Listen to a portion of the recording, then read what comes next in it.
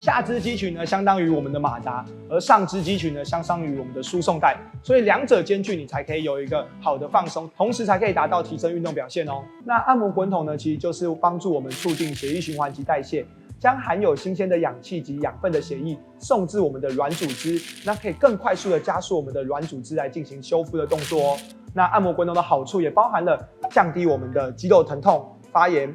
增加我们的关节活动度。降低我们训练后的压力，包含生理、心理，最后就是降低我们的延迟性疲劳。我们在运动后的一些肌肉的破坏，那我们透过按摩滚筒都可以有效的降低这些我们的身体的不适。那我们按摩滚筒的方式呢，一共分为4种。第一种静态压迫，降低我们的局部的疼痛；第二种动态压迫，降低我们肌肉的紧绷感；第三种来回滚动，增加我们的血液流通。第4种关节活动，增加我们的关节活动度。那这4种的一个按摩方式呢，其实就是可以依照你的个人状况来去搭配使用哦。训练前呢是当做我们的热身，好，那训练后呢就是帮助我们的一些疲劳的紧绷的肌肉达到放松的效果。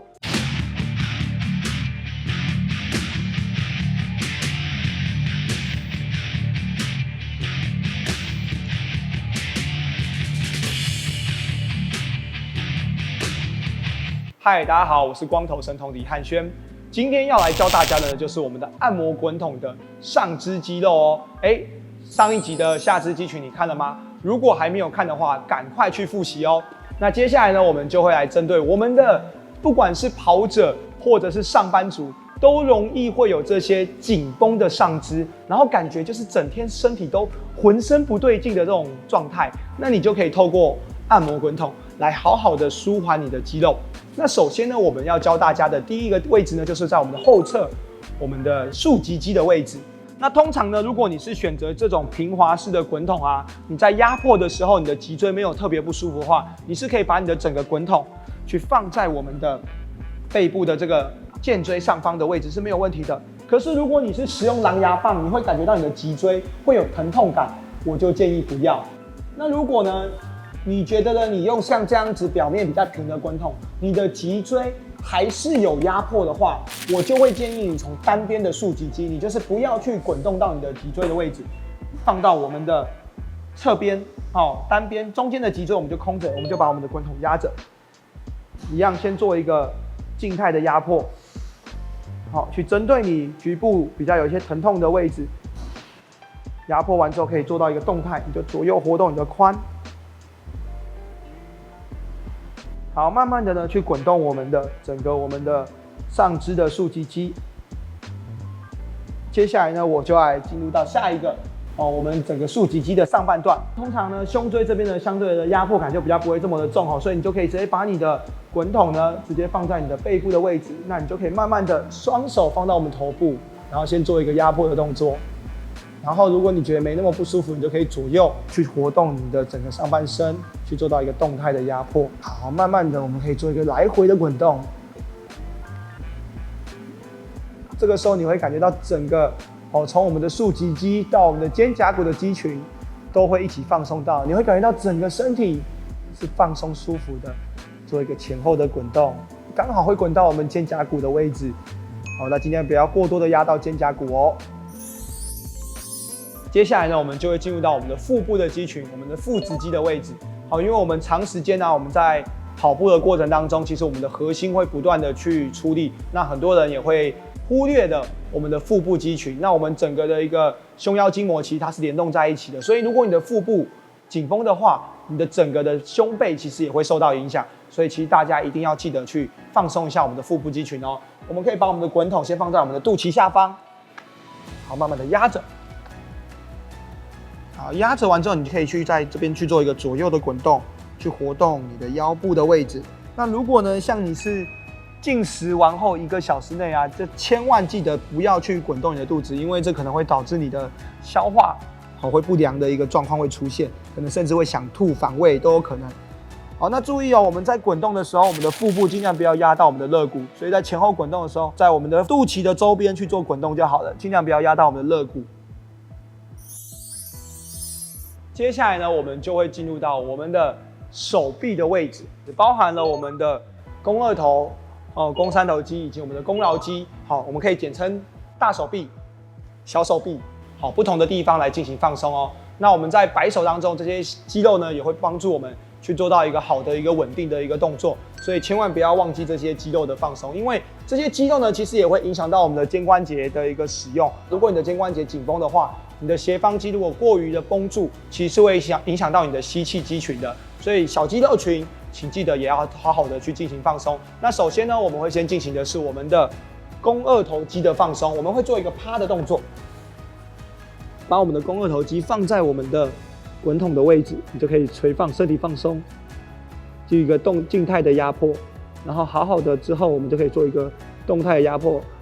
去转动你的手，好，可以前后的滚动。好，如果你在床面的话，其实你就可以做一个手肘屈伸的动作。好，再来就是我们可以滚到我们的肱桡肌的位置，一样可以做一个压迫。然后动态的左右去滚动它，前后的滚动。好，一样可以转动你的手腕哈。好，接下来呢，我们就进入到我们的肱三头肌，我们就会变成是仰躺的把我们手臂放着，然后一样动态的滚动，前后来回滚动。慢慢的，我们可以做一个手肘弯曲伸直的动作。好，一样，接下来到我们小手臂的位置，然后左右的滚动，前后，我们一样固定位置可以做一点关节活动。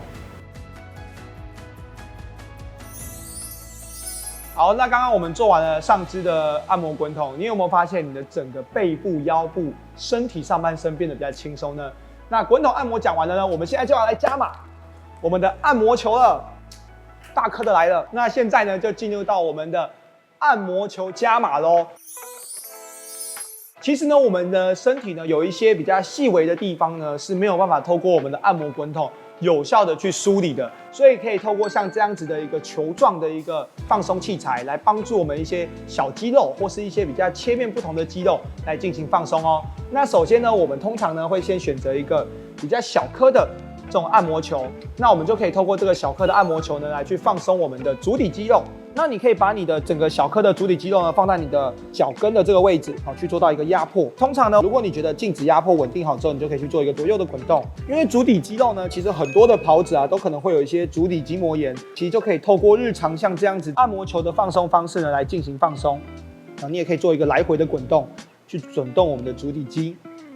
好，接下来呢，下一个地方呢比较常忽略的就是我们的膝窝后方的腘肌。那如果你的腘肌比较紧绷的状态下，其实是会影响到你的小腿跟你的腿后侧哦，它可能有点像是被拉住的感觉。有时候你觉得你的小腿紧，或者是你的后大腿紧，其实并不一定是本身的肌肉紧，而是你的这个腘肌太紧，而影响到它们两者之间的关系。所以你就可以把你的按摩球放在我们的膝窝的后方的这个位置，把它压下去。